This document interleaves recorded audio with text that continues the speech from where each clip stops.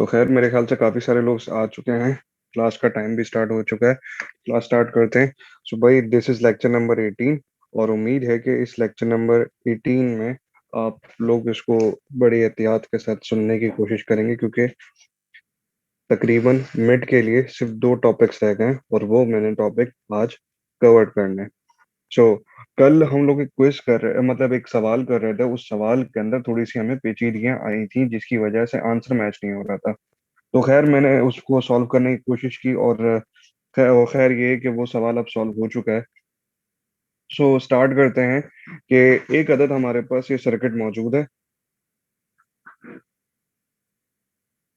जिसमें कुछ एक रेजिस्टेंस ये थी, और प्लस माइनस ये कुछ वोल्टेज था। एक अदद हमारे पास ये करंट सोर्स, ये current source dependent current source है, तो ये कुछ डायमंड की शेप में कुछ इस तरीके से होगा। देन उसके बाद एक अदद हमारे पास रेजिस्टेंस है, that is 3 ohms। Then other we have another resistance, and then we have these two terminals A and B. In this question, we are asked to find out the Thevenin equivalent of the circuit. The values of the given resistance are 4 ohms, 3 ohms. We have another resistance that is 5 ohms. We have a voltage source that is 6 volts, and we have a this dependent current source that has value of 1.5 times Ix, and the Ix is the total current which is flowing from this resistor, 3 ohms. So this is the Ix, right? So we need to find out the Thevenin equivalent. So last time we did find out the VTH of the circuit, that was almost 5.33 volts. I don't know आप लोगों ने उसको follow up किया था नहीं किया था, लेकिन ये है कि कोशिश करना कि खुद इसको सॉल्व करो। मेरे ख्याल से कल मैंने पेजेस में सॉल्व तो किया था, वोल्टेज तो बिल्कुल सही आ गया था, but we were facing the problem in the RTH. So पहले उस आरटीएच के लिए हम लोग फाइंड आउट करते हैं कि वो क्या चीज हो सकती है। तो पहले आरटीएच फाइंड आउट कर लेते हैं। आरटीएच फाइंड आउट करने के लिए first step that you required to do is that you need to connect a test source over here across this terminal A and B, and you have to remove this independent source, right? इसको खत्म करना होगा, इसको बिल्कुल क्या करना होगा, of करना होगा, and you need to place a test source over here. So what I'm going to do is to place a test current source, यानी कि जो भी मैं कैलकुलेशन करने वाला हूँ, that is for my RTH, right? We have to turn off this source. So ये कुछ इस तरीके से हो जाएगा, and then we have this diamond shaped thing over here. Then we have this resistance. Then we have another resistance like this, right? And it's my intuition. क्यों? क्योंकि आप देख सकते हैं कि ये करंट सोर्स है, ये रेजिस्टेंस है, तो you need to find out the bestest technique that you required. So मुझे यहाँ पर लग रहा है कि मैं यहाँ पर नोडल एनालिसिस लगा सकता हूँ, तो that's why I am putting this test source over here, जिसकी वैल्यू है 1 ampere, right? Then 3 ohms, and then this 5 ohms. This node is my V2, this is my V1। और ये आपके ऊपर भी डिपेंड करता है कि आप किसको क्या मतलब लेना चाहते हो, right? So 1.5 times IX। So at node one, this is my node one. इस नोड वन के ऊपर एक करंट ये एंटर हो रहा है, one is leaving that, and there is one other current which is leaving from here, right? So अब हम लोग क्या करेंगे? Applying nodal analysis. So 1 ampere is entering, and what is leaving? V1/4, and we got V1। Sorry, problem एक ये हो गई कि यहाँ पे जो direction of the current is like this, तो ये कुछ इस डायरेक्शन में है, मैंने गलत डायरेक्शन चूज की। सो ये कुछ इस तरीके से आना चाहिए। सो दैट इज वन के साथ अब क्या हो रहा होगा, मतलब ये दो करंट एंटर कर रहे हैं और ये लीव कर रहा है। सो V2 - V1/3 एंटर कर रहा है, और साथ ही साथ ये 1 एम्पेयर भी एंटर कर रहा है। लीव क्या कर रहा है? V1/4 एंटर कर रहा है।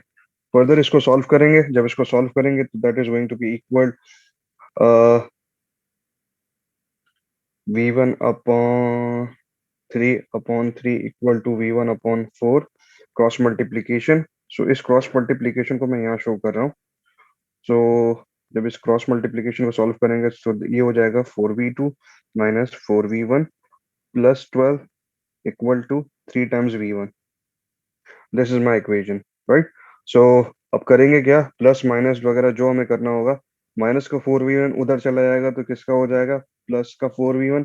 सो that is going to be equal 7v1. और ये 4v2 वहां जाके किसका हो जाएगा, माइनस का, यानी कि ये माइनस का 4v2, right? And then we got this 12 over here. So this is going to be my equation number one. In the same manner, apply nodal analysis over here. Problem is that you have turned off this source, so you are not getting any current from this source, right? So अब जो भी current आ रहा होगा वो leave कर रहा होगा यहाँ से कुछ इस तरीके से. अब इस नोडल एनालिसिस के ऊपर अगर हम देखें, so this current is entering and this one is leaving. So applying a nodal analysis at node number two. So this is my node number two. इस नोड नंबर टू के ऊपर अब हो क्या रहा होगा, अप्लाइंग नोडल एनालिसिस. तो 1.5 10 ix is going to be entered, and which is what is leaving, v2 upon 5 and plus v2 minus v1, that is my ix. तो मैं सिंपली क्या कर सकता हूँ, प्लस का ix यहाँ लिख सकता हूँ. अब ये प्लस का ix यहाँ लिखा हुआ है, ये प्लस है, वहां जाके क्या हो जाएगा, माइनस हो जाएगा. So this is going to be 1.5 में से 1 को निकाला, कितना बचा, 0.5 ix. 0.5 ix equal to v2 over 5. We know that the value of ix is equals to v2 minus v1 upon 3. So we are going to put this value over here. So ये हो जाएगा 1/2 v2 minus v1 upon 3 equal to v2 upon 5. Further solve करेंगे तो ये हो जाएगा, next page पे चले जाते हैं. सो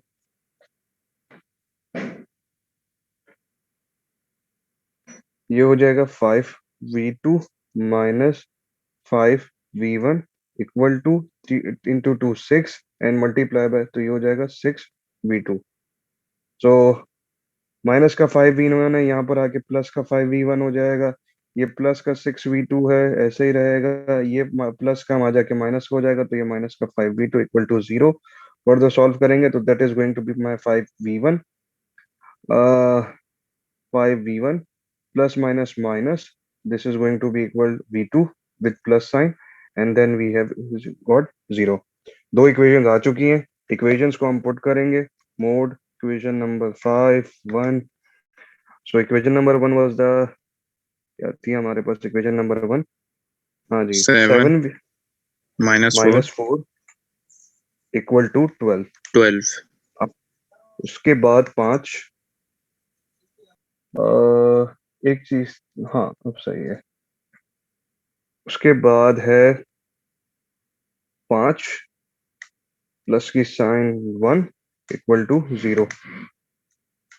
अब हमारे पास आ गई v1 की जो वैल्यू आई है, दैट इज इक्वल टू 0.44. ठीक है. And then we got v2 equal to -2.222.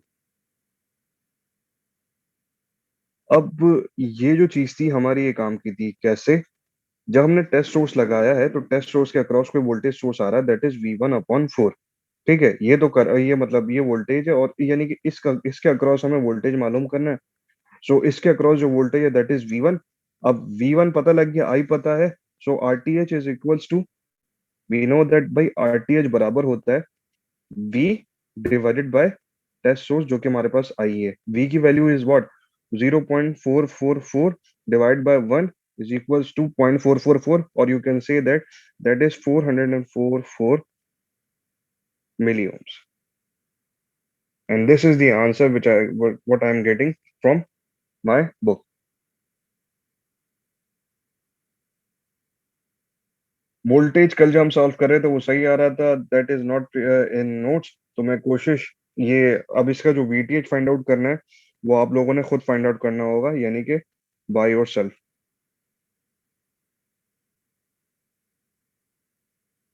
I think we have done too much practice. v1 भी vth के इक्वल नहीं होगा, नहीं, जैसे लास्ट क्वेश्चन में VTH था. तो फाइंड आउट करना है.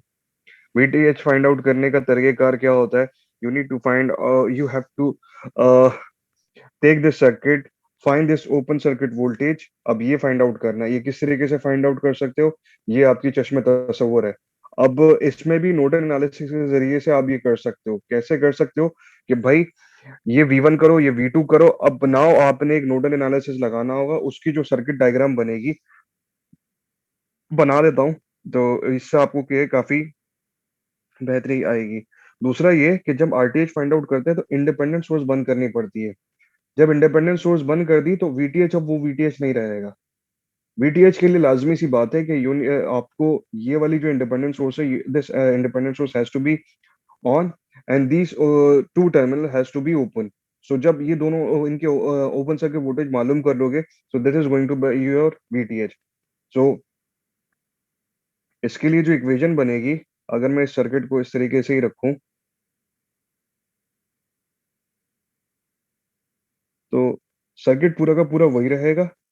बस आपके पास ये V1 हो जाएगा, ये V2 हो जाएगा। एक करंट इस तरीके से निकल रहा होगा, ये लीव कर रहा होगा, ये इस तरीके से आ रहा होगा, और ये तो वैसे ही ऊपर जा रहा है। ठीक है, यहाँ पे आप लगा दो नोडल एनालिसिस, इनकी वैल्यूज वगैरह पुट कर दो, and then you will get, जब जो भी आंसर आएगा, तो that is V2 is your VTH।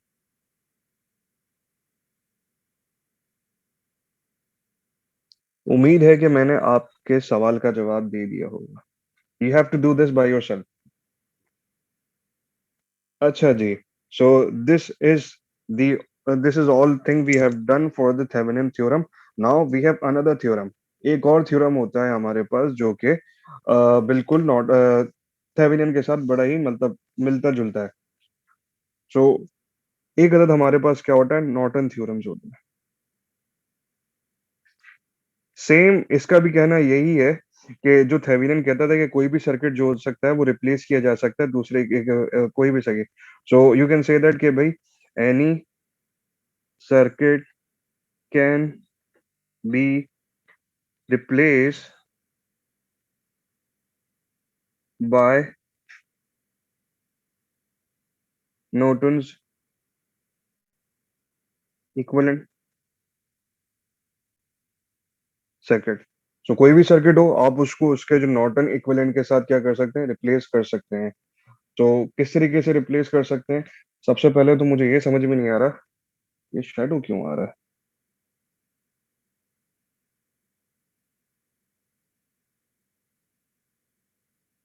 अभी भी शेडो आ रहा है।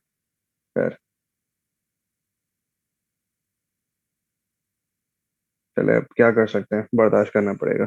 खैर, नॉर्टन्स इक्विवेलेंट आ रहा है, तो इसका अब ये नॉर्टन्स इक्विवेलेंट होता क्या है।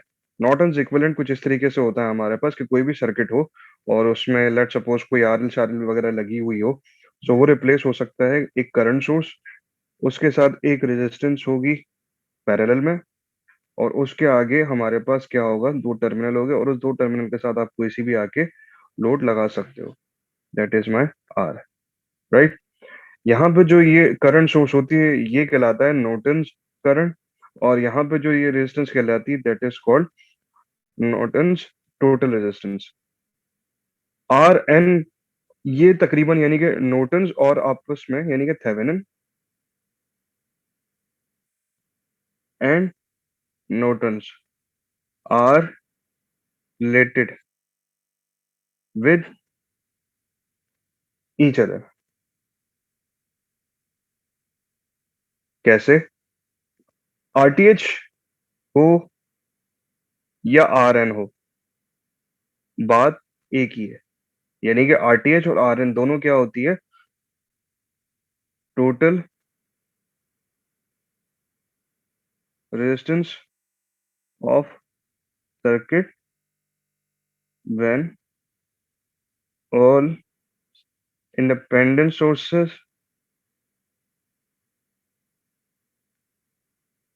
are turned off। तो भाई आर एन के लिए आप लोगों ने यानी कि आरटीएच फाइंड आउट करने के लिए जद्दोजहद क्या करनी पड़ती है, ये आप पहले ही देख चुके हो। तो नॉर्टन्स अगर मैं आपको इक्विवेलेंट बनाने के लिए देता हूँ, तो आर एन हो या आरटीएच तो बात एक ही है, तो आप बआसानी इसको फाइंड आउट कर सकते हैं। प्रॉब्लम आती है कहाँ पर, बीटीएच में और आईएन में। अब वीटीएच क्या चीज है? वीटीएच बराबर होता है हमारे पास open circuit voltage, whereas IN जो होता है वो बराबर होता है हमारे पास शॉर्ट सर्किट करंट के।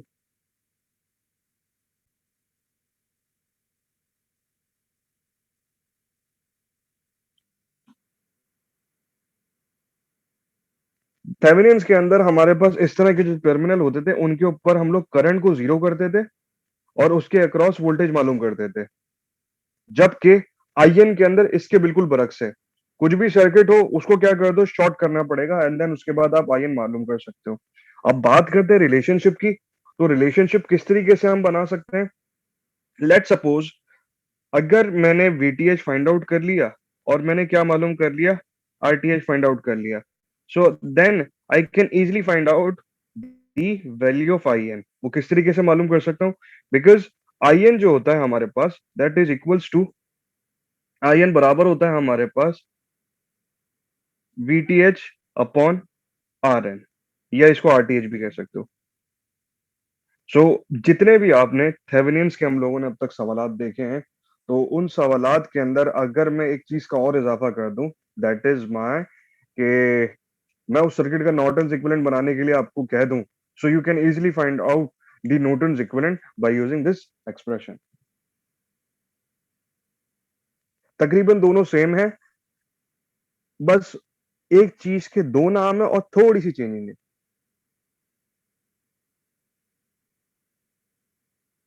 Did you guys got my point what I'm trying to say?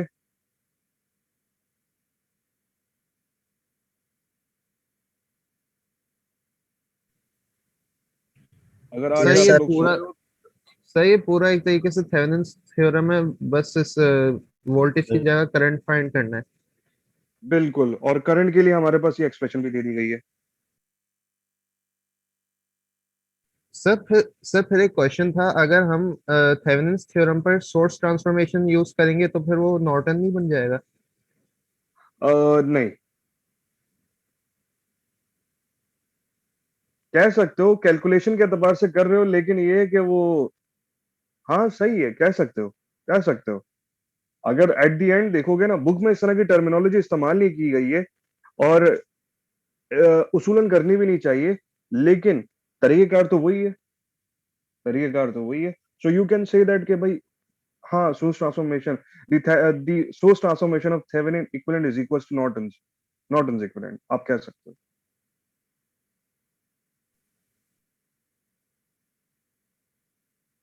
सो सवाल सॉल्व करें? Okay sir. चले जी, एक सवाल आ जाता है हमारे पास, और उससे ये है कि हमारी जो दूसरी जो मतलब यानी कि कैलकुलेशंस है वो और भी आसान हो जाएंगी। सो this is my page number 3, this is my page number 2, 1 2 3, ये तीन पेजेस तो होगा। नो भाई।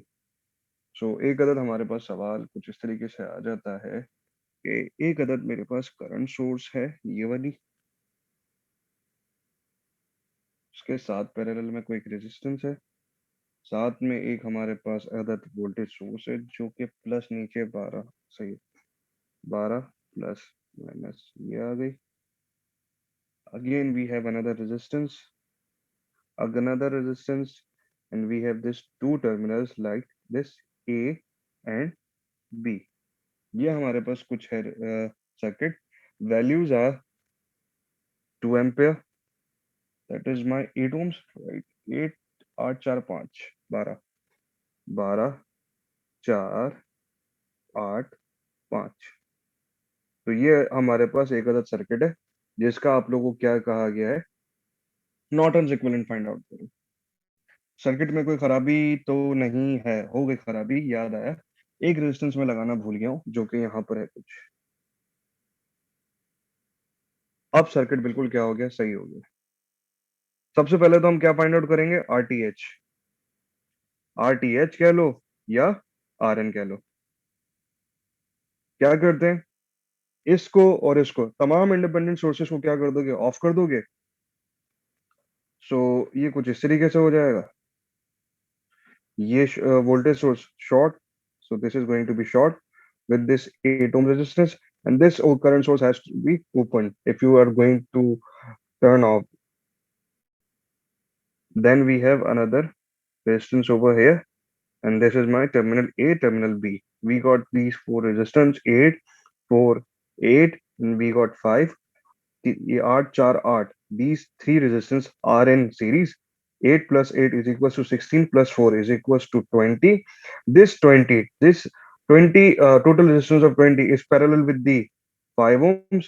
So you can say that कि भाई 20 into 5 plus 25, how much is the value? 4 ohms.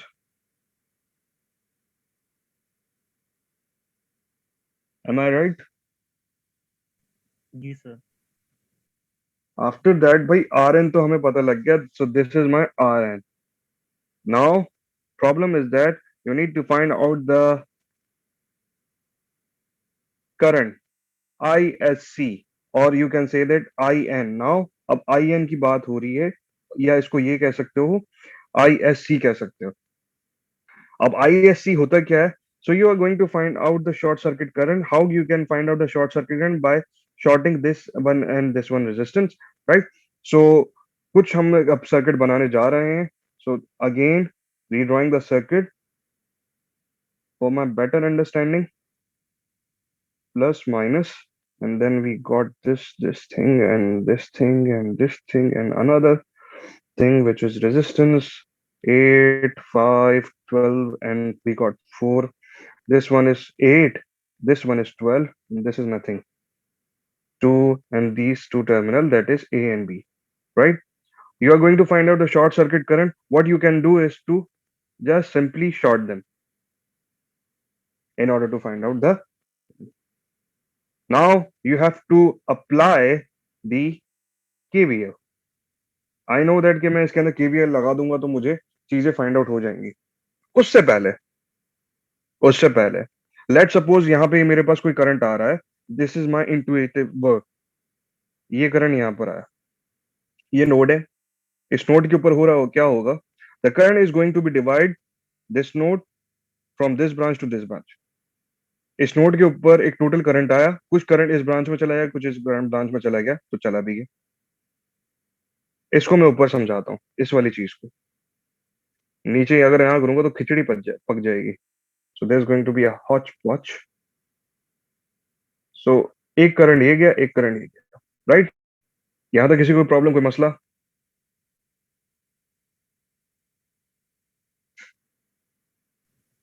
उसके बाद when you're going to come this node and you have shorted this terminal, this A and B, so I'm going to do is to short this terminal by imaginary line. जब इस node के ऊपर हमारे पास current पहुंचा, so current को दो रास्ते मिल रहे हैं, एक शॉर्ट सर्किट वाला, एक हमारे पास क्या आ रहा है, ये वाला रेजिस्टिव वाला रास्ता. सो करंट कहाँ फ्लो करेगा? Short Where resistance does this current? Short short वाले में। से शॉर्ट में गएगा, तो यहाँ पे कुछ होगा वोल्टेज. No sir. सो ये बात समझ में आ गई भाई?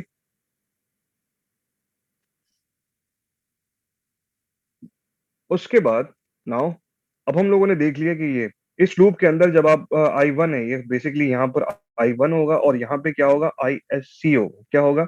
ISC. सो I1 किसके बराबर होगा? I1 हमें पता है फ्रॉम द थ्योरम कि I1 is going directly equal to 2 amps. So this is my I1. Apply KVL in loop number 2. When you apply KVL in loop number 2, so this is my 12. उसके बाद we got 4 I1 minus IC or ISC minus I1. So this is going to be ISC minus I1 because this resistance is shared between these two loops. After that, we got 8 ISC or IS. Simply, it's your. उसके बाद यहाँ पे तो कोई voltage drop होगा नहीं, तो simply ये आ जाएगा हमारे पास. तो ये यहाँ पर हम लोगों ने क्या लिख दिया?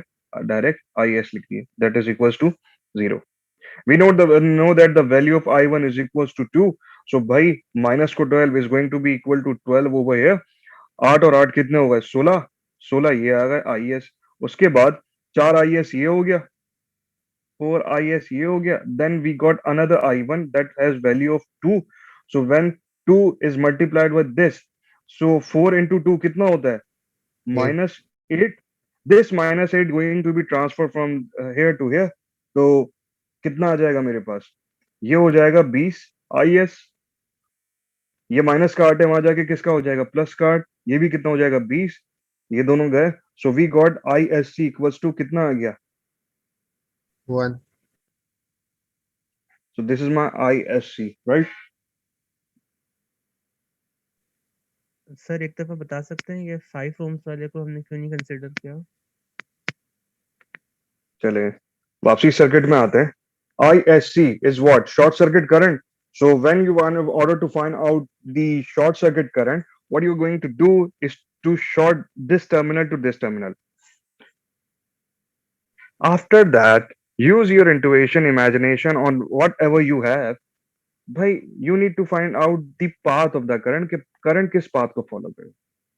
हमें पता है कि this we got this current source at this node. When this current comes to this node, it will going to be split among these two branches.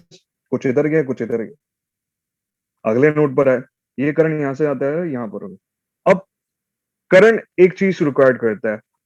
Current कहता है I want that kind of path that has no resistance. A और B short हो चुका है, एक path ये आ रहा है. अब करंट क्या बोलेगा कि मैं तो यहां से जाना पसंद करूंगा, यहां पे जाना पसंद नहीं करूंगा. तो अब होगा क्या? सारा का सारा current will be transfer will be flow from this to this. यहां से कुछ नहीं जाएगा. When there is no current flowing from this resistance, so यहाँ पर कोई वोल्टेज ड्रॉप होगा? नहीं सर. तो इस वजह से हम लोगों ने 5 को काउंट. मतलब सर अगर एक जगह सिर्फ वो शॉर्ट हुआ हुआ होगा शॉर्ट हुआ हुआ होगा तो रेजिस्टेंस वाले में नहीं जाएगा करंट. बिल्कुल ऐसा ही है. Okay sir. चले जी, बेहतरीन हो गया काम.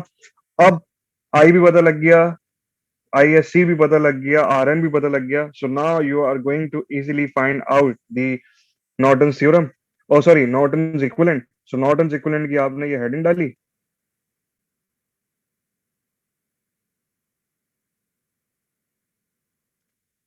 सो यहाँ पे आ जाएगा ये एक करंट सोर्स, एक रेजिस्टेंस, और ये टर्मिनल ए, ये बी.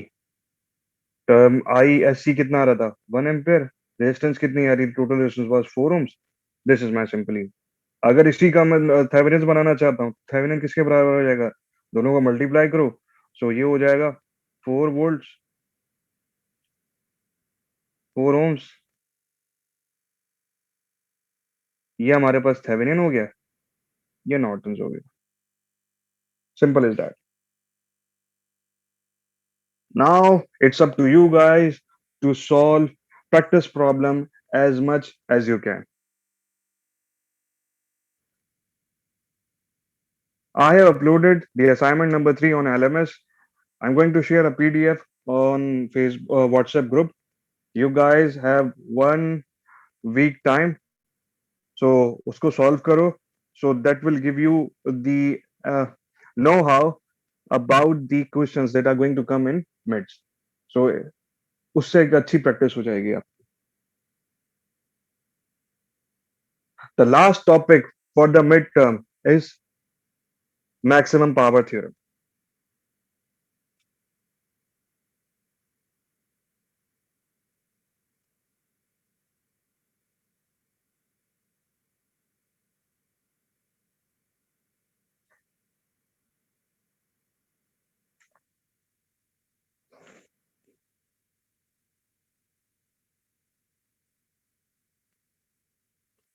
So जनाब, मैक्सिमम पावर थ्योरम कभी नाम सुना है इसका? उम्मीद है कि नहीं सुना होगा.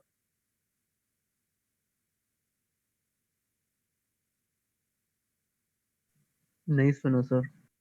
नहीं सुना.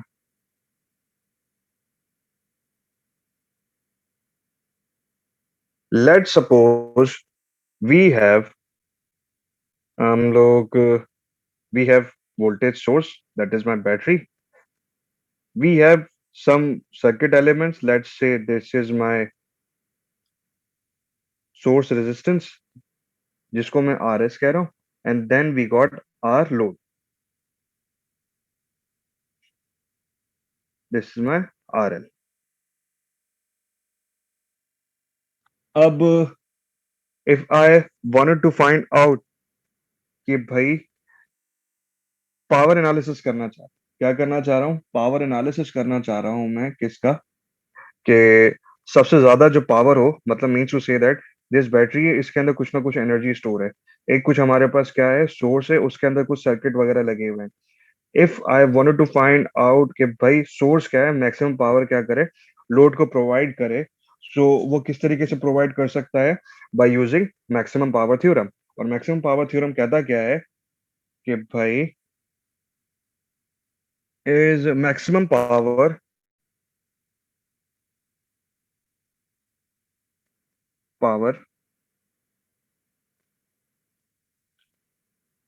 is is transferred from transferred from source to load when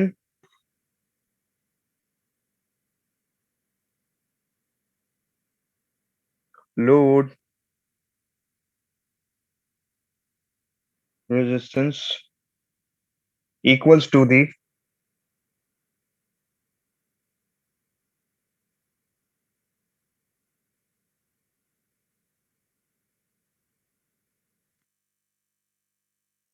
equivalent to the Thevenin's resistance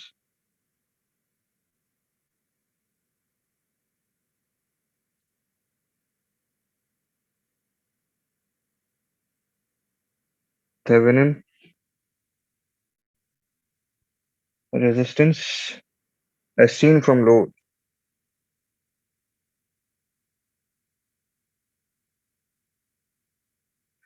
That means जब आपके पास RL बराबर हो जाएगी किसके, RTH के.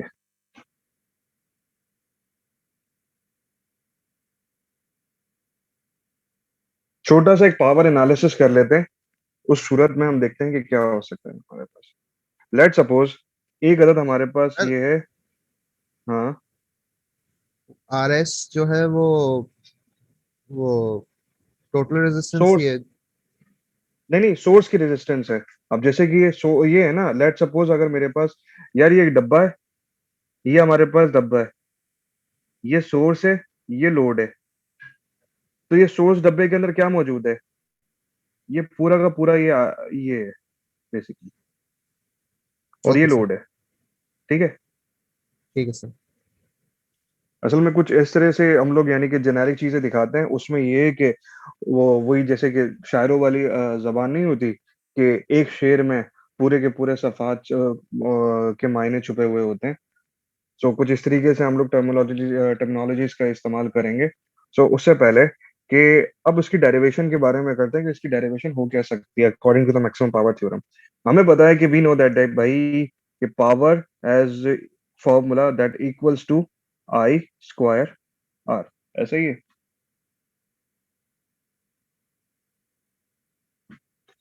ऐसा ही है ना. अब आई एक सर्किट का किसके बराबर होता है, अगर मैं इसकी बात करूं, तो ये बराबर होगा हमारे पास वोल्टेज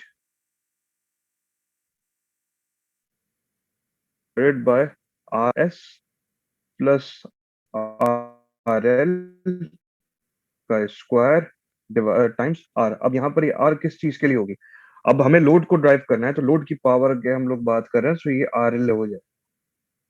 ठीक है. जब थेवेनिन्स की हम लोग बात कर रहे हैं, सो वोल्टेज किसके बराबर हो जाएगा, वीटीएच के बराबर हो जाएगा. और आर एल किसके बराबर हो जाएगा, यानी कि आर एल और आर एस वो दोनों किसके बराबर हो जाने चाहिए, आरटीएच के बराबर होने चाहिए.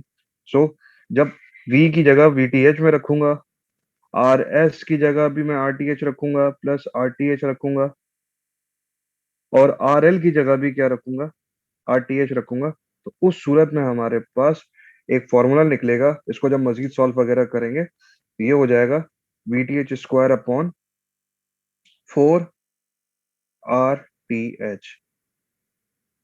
इसका मतलब ये है कि जब आपके पास लेट सपोज कोई भी सर्किट है, ये हमारे पास सर्किट है, मैं कुछ बना देता हूँ।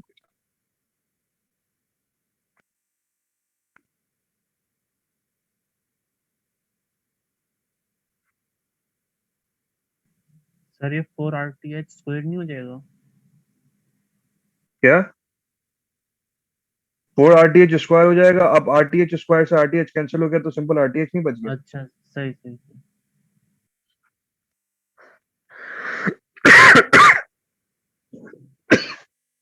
अब सवाल आ जाता है आपके पास कि भाई ये आपके पास क्या है, पूरा का पूरा सोर्स है, आपके पास एक लोड है। अब इसकी कुछ ना कुछ क्या है, टेंडेंसी है। टेंडेंसी मुराद ये है कि एक सिंपल सी हम बात करते हैं, we do have some cells, remote के अंदर हमारे सेल्स लगे हुए होते हैं। क्या मैं उस सेल्स के जरिए से अपने घर में जो पावर सेवर लगा हुआ है मेरे पास, क्या मैं उसको जला सकता हूँ?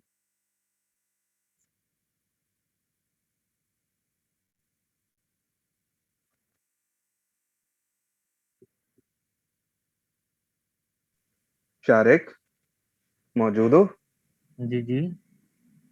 मैं सवाल मेरा ये है, आपके पास सेल्स लगे हुए हैं रिमोट वाले, दो तीन है, आपने उन दो तीनों सेल्स को आपस में सीरीज पैरेलल में, चार सेल्स है चलो समझो, उन चार सेल को सीरीज या पैरेलल में आपने कनेक्ट किया और आपने उसके जरिए से अपना जो सेवर है, जो मेरे घर में भी लगा हुआ है, जो आपके भी घर में लगा हुआ है, आपने उसको जलाने की कोशिश की।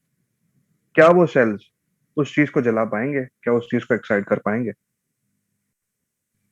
नहीं सर, उनके सेल्स के इतने वोल्टेज थोड़ी होगा कि वो उसको चला पाए। बिल्कुल सही। वोल्टेज का चलो एक और तरीकेकार ये भी है, लेकिन वही उसी सेल्स के जरिए से आप एक एलईडी जला लेते हो। जी। ऐसा ही है।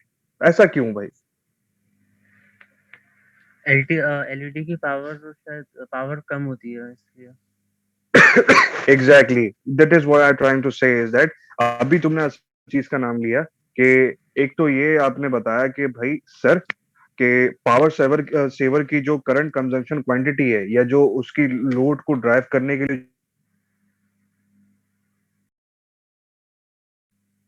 सर आपका माइक म्यूट हो गया।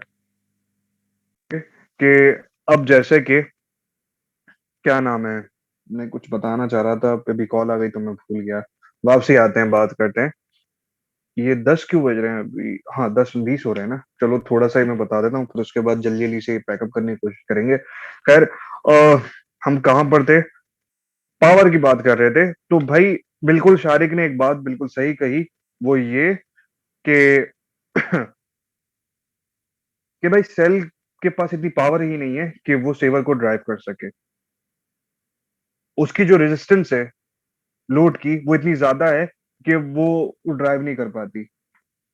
So maximum power theorem transfer वहां इस्तेमाल हो सकता है जब आप क्या कर सकते हैं, लेट सपोज कोई आपने एक चीज बना ली, अब मुझे नहीं पता कि इस चीज को ड्राइव कर सकती है या नहीं कर सकती, तो मैं करता क्या हूं, मैं अपने इस पूरे सोर्स का एक VTH मालूम करता हूं, और क्या मालूम करता हूं, RTH मालूम करता हूं। जब मेरे पास ये RTH RL के बराबर हो जाएगा, यानी कि अब इसके साथ RL या उससे छोटा मैं कर दूंगा, तो इस लोड को चला पाएगा। यानी कि आपके पास जो चीज आपने डिजाइन की है वो कारआमद है। अगर लेट सपोज आप इस RTH से बड़ा कोई लोड लगाओगे ना, तो ये चला भी नहीं पाएगा। अगर बेहतरीन पावर ट्रांसफर करवानी है फ्रॉम सोर्स टू लोड, तो उस सूरत में आपके पास जो RL होता है वो अननोन होता है, और उस RL को आप क्या करते हो, फाइंड आउट करते हो using this maximum power theorem transfer.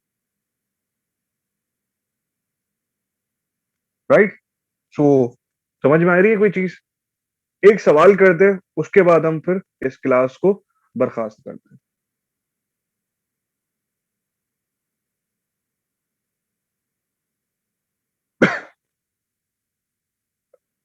ये पेज नंबर कोई बताएगा? ये पेज नंबर है कौन सा? ये हो गया, एक minute,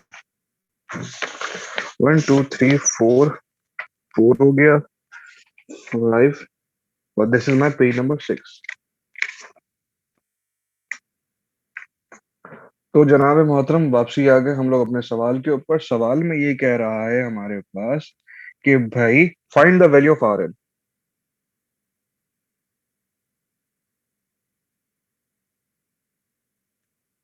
find the value of R L. अब आर एल की वैल्यू हमें क्या फाइंड करनी है, फाइंड आउट करनी है। किस तरीके से फाइंड आउट करनी है? For maximum power transfer.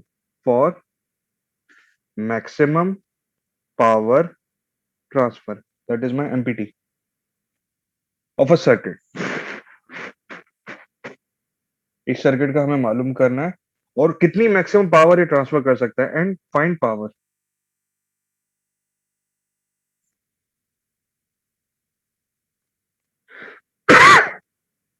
तो ये सवाल है हमारे पास। सर्किट हमारे पास कुछ इस तरीके से आ जाता है।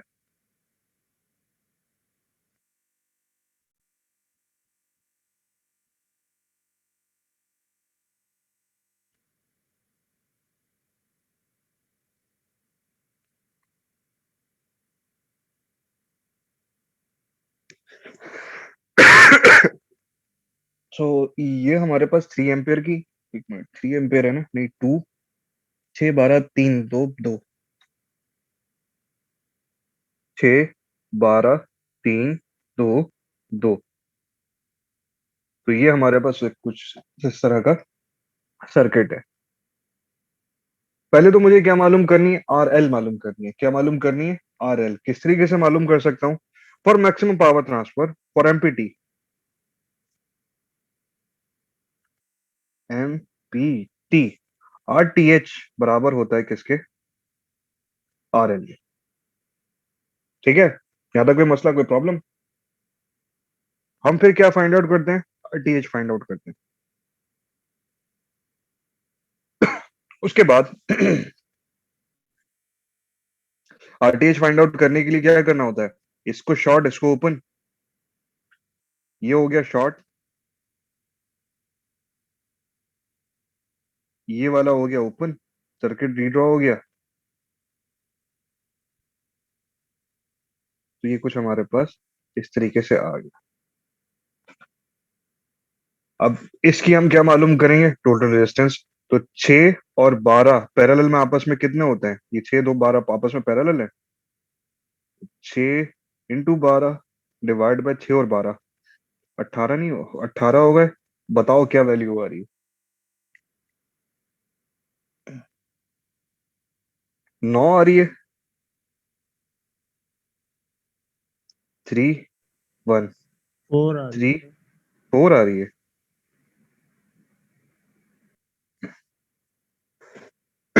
ये है 3, ये है 2, 3 2 और 4, इन सबको आपस में ऐड किया तो आप एट दी एंड जो आरटीएच आ रही है वो हमारे पास 9 ohms आ रही है। सो भाई आरटीएच का हो या आरएल का हो, ये तो हमें पता लग गया। अब हमें क्या फाइंड आउट करना होगा? वीटीएच।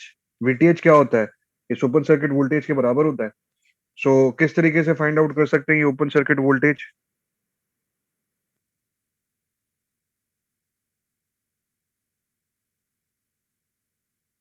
कोई बताना पसंद करेगा?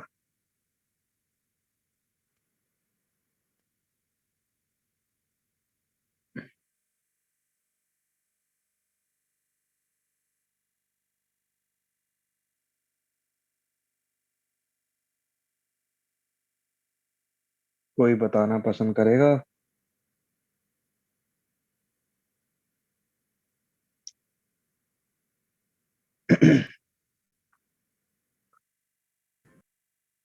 क्या हो गया भाई, तुम लोग सारे चुप क्यों बैठे हुए सॉरी मिस हो गया मुझसे। क्या क्वेश्चन था? हो? क्वेश्चन ये है मेरा, अब मुझे वीटीएच फाइंड आउट करना है। बेस्टेस्ट टेक्निक बताओ कि मैं कौन सी अप्लाई करूं कि मेरे पास वीटीएच आ जाए।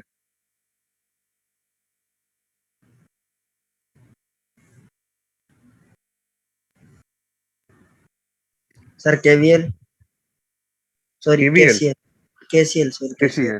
केसीएल? चलो केसीएल अगर अप्लाई करता हूं मैं, केसीएल की अब बात कर रहे हो तुम, तो केसीएल किस तरीके से अप्लाई करूंगा? सर हर लूप में अलग अलग करंट फाइंड करेंगे? ये एक तो नोड ये रहा, एक नोड ये रहा, और इसको तुम आरएल की जगह इसको यहाँ पर एक सिंपल इमेजिनरी सर्किट भी बना सकते हो। सो ये दो तरीकों से सवाल सॉल्व हो सकता है। ये प्लस ये एक रेजिस्टेंस में ये आ गई, एक रेजिस्टेंस ये आ गई, एक रेजिस्टेंस ये आ गई।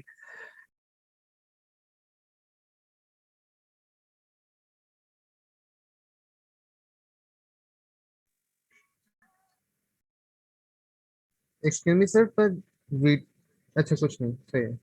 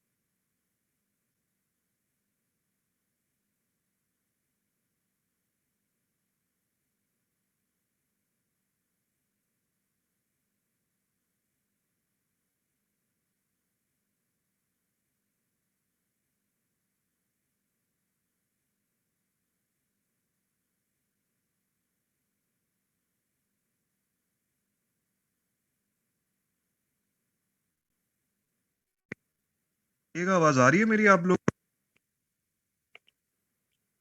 Yes sir. अब आ रही है सर, कब से नहीं आ रही थी। अब आ रही है। यार ये समझ में नहीं आया, अब अभी सही आ रही होगी आवाज।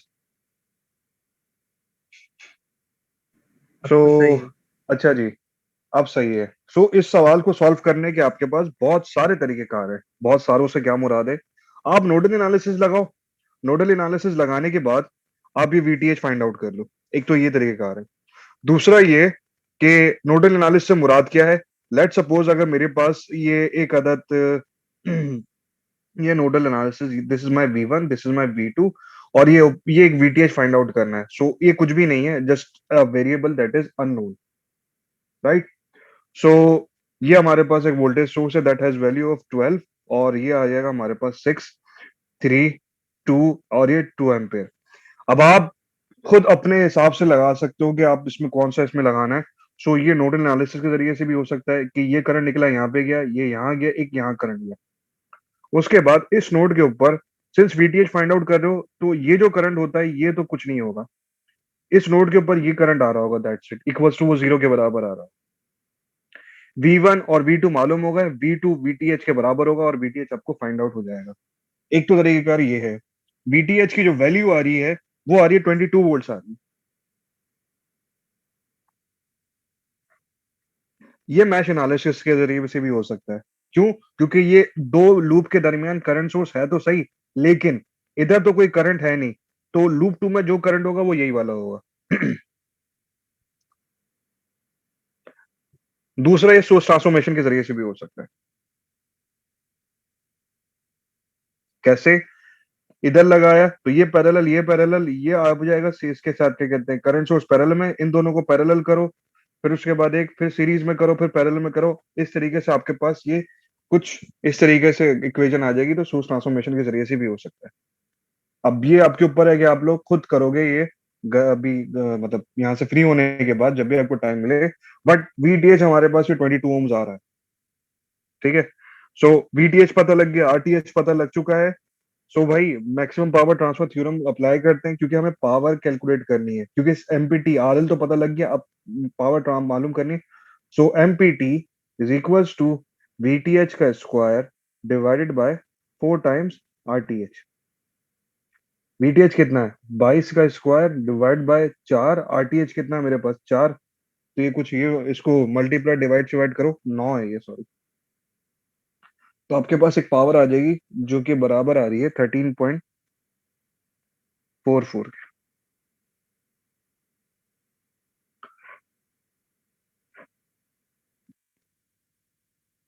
अब एग्जाम्स में नॉर्टन्स, मैक्सिमम पावर ट्रांसफर, और क्या कहना चाहिए, थेवेनिन्स, इन तीनों का एक सवाल भी आ सकता है, एक एक करके भी आ सकता है, ये मेरे ऊपर डिपेंड करता है। सिस्टम या सवाल की जो डिफिकल्टी लेवल है वो इतना है कि अगर मैं आपको दे सकूं वो। दूसरा ये कि जैसे कि आप लोगों को पता है कि भाई क्या नाम है, मैंने असाइनमेंट नंबर 3 जो अपलोड किया है, तो उसमें आप शायद आप लोगों को पता होगा कि उसमें एक जो आखिरी सवाल है, उसमें सारी चीजें फाइंड आउट करने के लिए दी गई हैं। तो मेरा ख्याल है आप लोग ये बआसानी ये सारी चीजें फाइंड आउट कर सकेंगे। किसी को कोई सवाल?